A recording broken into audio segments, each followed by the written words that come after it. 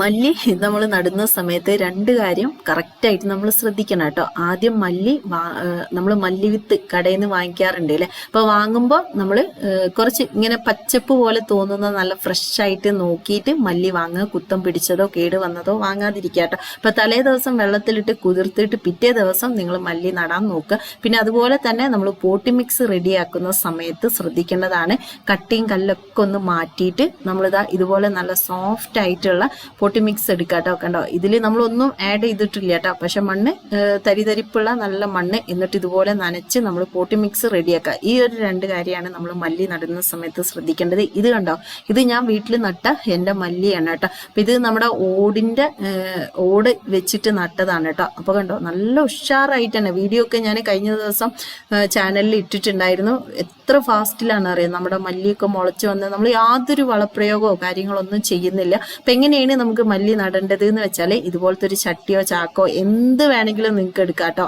നിങ്ങളുടെ ഇഷ്ടം. പിന്നെ അടിവശത്ത് ഇങ്ങനെ ഹോളുള്ള പ്ലാസ്റ്റിക് പാത്രമൊക്കെ ഉണ്ടല്ലോ, അതാണെങ്കിൽ ബെസ്റ്റാണ് കേട്ടോ, ഉള്ളവരെടുക്കുക. അപ്പം ഇനി ഞാനിതാ ഇതുപോലെ, ഇത് പറഞ്ഞാൽ സാധാ മണ്ണാണ്.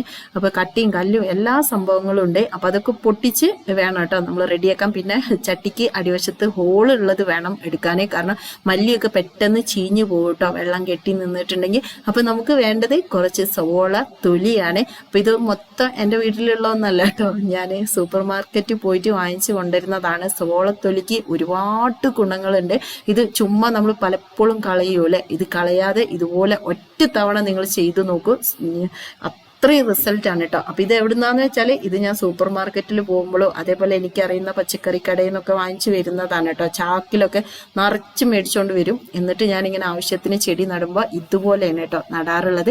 കുറച്ച് സവാള ഇടുക, എന്നിട്ട് അതിൻ്റെ മുകളിലേക്ക് മണ്ണിടുക, വീണ്ടും കുറച്ച് സവാള ഇടുക, വീണ്ടും മണ്ണിടുക. കാരണം സവാളയിൽ നല്ലതുപോലെ പൊട്ടാഷ്യം കാൽസ്യം ഒക്കെ അടങ്ങിയിട്ടുണ്ട്. പിന്നെ ചെടികൾക്ക് പ്രതിരോധ ശേഷി വർദ്ധിപ്പിക്കാനും ചെടികളെ മുരടിപ്പ് വിളർച്ചയൊക്കെ മാറി നന്നായിട്ട് വളരാനൊക്കെ ഹെൽപ്പ് ചെയ്യുന്നതാണ്. അപ്പൊ ഇതിലും കൂടുതൽ എന്താ വേണ്ടത് അല്ലെ. അപ്പൊ അത്രയും റിസൾട്ട് ആണ് കേട്ടോ. അപ്പൊ ഇനി നിങ്ങളുടെ വീട്ടിൽ എന്തെങ്കിലും കിച്ചൺ വേസ്റ്റ് ഉണ്ടെങ്കിൽ അത് നിങ്ങൾക്ക് ആഡ് ചെയ്യാം. അപ്പൊ ഓവറായിട്ട് ചീഞ്ഞ് കേടെന്നൊക്കെ ഉണ്ടെങ്കിൽ അതൊന്നും ഇതിലേക്ക് ഇടരുത് കേട്ടോ, അത് ഗുണത്തിനേക്കാളും ദോഷമായിരിക്കും. ഇനി ഇടുകയാണെങ്കിൽ ഏറ്റവും അടിയിലിട്ടിട്ട് നന്നായിട്ട് മണ്ണിട്ടിട്ട് അതിന്റെ മുകളിൽ ചെയ്താൽ മതി. അപ്പൊ ഞാനിതാ പുളിച്ച ഇച്ചിരി ചാണകവെള്ളമോ കഞ്ഞിവെള്ളമോ അതിലേക്ക് ഒഴിച്ചു കൊടുക്കുക കേട്ടോ ആ സവോളേന്റെ മുകളിലേക്ക്. എന്നാൽ പെട്ടെന്ന് അത് വളമാവും. വീണ്ടും മണ്ണിട്ട് കൊടുക്കുക. അപ്പൊ ആദ്യമായിട്ടാണ് വീഡിയോ കാണുന്നെങ്കിൽ എൻ്റെ ചാനൽ ഒന്ന് സബ്സ്ക്രൈബ് ചെയ്ത് സപ്പോർട്ട് ചെയ്യാനും, ഫേസ്ബുക്ക് പേജിലാണ് എൻ്റെ വീഡിയോ കാണുന്നെങ്കിൽ പേജ് ഒന്ന് ഫോളോ ചെയ്യാനും ലൈക്ക് ചെയ്യാനും, ഇഷ്ടപ്പെട്ടു എന്ന് തോന്നിയിട്ടുണ്ടെങ്കിൽ നിങ്ങളുടെ ഫ്രണ്ട്സ് ആൾക്കൊക്കെ ഒന്ന് ഷെയർ ചെയ്ത് കൊടുക്കാനും മറന്നു പോരുതാട്ടോ. അപ്പം ഞാനിതാ വീണ്ടും ഇതുപോലെ മണ്ണൊക്കെ ഇട്ട് അതിൽ ഓവർ കല്ലും കാര്യങ്ങളൊന്നും ഇല്ല കേട്ടോ. ആ ഒരു മണ്ണിങ്ങനെ കട്ട പിടിച്ച് നിൽക്കുക എന്നുള്ളൂ. അത് കൈകൊണ്ടൊന്നും ഇങ്ങനെ ഉടച്ചാണ് പൊടിച്ചു കൊടുത്താൽ മതി. എന്നിട്ട് നന്നായിട്ടൊന്ന് നനച്ച് നമ്മളൊന്ന് ഇതുപോലെ ഇപ്പം ചീരൊക്കെ നടുന്ന സമയത്ത് ആദ്യം നമ്മൾ കളം ഒന്ന് വൃത്തിയാക്കും അല്ലേ. പൊടി മിക്സ് ഒക്കെ ഒന്ന് റെഡിയാക്കി ഒന്ന് ഒതുക്കി ഒന്ന് ഇപ്പം ഞാൻ എല്ലാ പരിപാടിയും കഴിഞ്ഞ് അവിടെ എടുത്ത് വെച്ചിട്ടുണ്ട്. ഇനി നമുക്ക് വേണ്ടത് മല്ലിവിത്താണ് കേട്ടോ. അപ്പം മല്ലിവിത്ത് ഞാൻ പറഞ്ഞു വാങ്ങുന്ന സമയത്ത് ശ്രദ്ധിക്കേണ്ടത് കുത്തം പിടിച്ചത് പൂത്തത് അങ്ങനെ ഒന്നും നോക്കി വാങ്ങിക്കാതിരിക്കുക. ഒരു പച്ചപ്പ് ഇങ്ങനെ തോന്നുന്ന നല്ല ഫ്രഷ് ആയിട്ട് നിൽക്കുന്ന മല്ലി വാങ്ങിച്ചിട്ടുണ്ടെങ്കിൽ എന്തായാലും മുളയ്ക്കും കേട്ടോ. അതിനിപ്പോൾ വെള്ളത്തിലിട്ട് കുതിർത്തിട്ടില്ലെങ്കിലും മുളയ്ക്കും. അപ്പം ഞാൻ അങ്ങനെ കുതിർത്തെടുക്കാറൊന്നുമില്ല കേട്ടോ.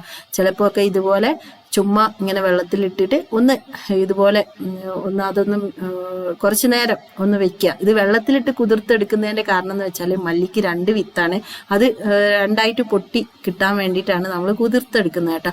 പിന്നെ അത് കുതിർന്ന് വന്നിട്ടില്ലെങ്കിലും അത് മുളച്ചു വരുമ്പോൾ 2ആയിട്ട് തന്നെ വരും കേട്ടോ. അപ്പം അത് പ്രശ്നമില്ല. അപ്പം ഞാനിത് ഈ ഒരു വെള്ളത്തോടൊക്കെ ഇങ്ങനെ എടുത്ത് ഇതിലേക്ക് ഇട്ടു.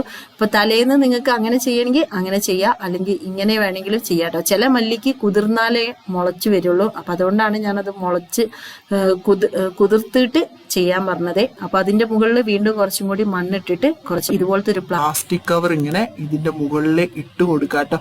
എന്നിട്ട് ഒരു 8 ദിവസത്തേക്ക് ഈ പ്ലാസ്റ്റിക് കവർ എടുക്കരുത്.